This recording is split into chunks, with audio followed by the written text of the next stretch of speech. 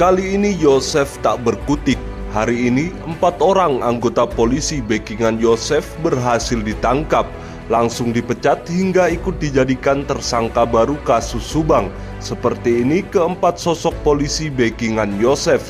Namun sebelum lanjut ke inti pembahasan videonya, alangkah mulianya jari pemirsa untuk menekan tombol subscribe dan aktifkan lonceng notifikasinya agar tidak terjadi kesalahpahaman. Simak video ini sampai habis. Nasib keempat polisi terseret kasus Subang terancam etik dan pidana.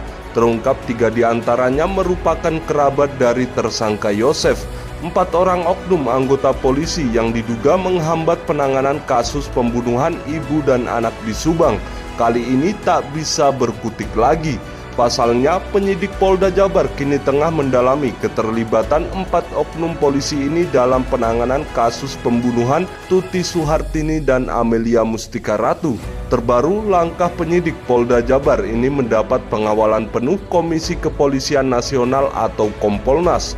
Hal ini diungkapkan Ketua Harian Kompolnas, Irjen Beni Momoto, seusai mengikuti rekonstruksi kasus Subang yang dilakukan di lokasi kejadian di Dusun Ciseuti, Desa Kecamatan Jalan Cagak, Kabupaten Subang pada Rabu 22 November 2023. Irjen Beni mengatakan pengawalan Kompolnas tidak hanya dari sisi pelanggaran etik namun juga pidana. Kompolnas akan mengawal upaya pemeriksaan para anggota yang terindikasi terlibat dari sisi etik dan pidana dan akan ditangani secara khusus, ucap Irjen Beni. Seperti diketahui sebelumnya, kasus Subang ini seperti jalan di tempat dalam kurun waktu 2 tahun lebih. Direskrimum Polda Jabar menduga lambatnya penanganan kasus Subang karena ada oknum polisi yang ikut bermain dan diduga telah melakukan pelanggaran prosedur dan etik. Terdapat 4 anggota polisi yang masih didalami perannya.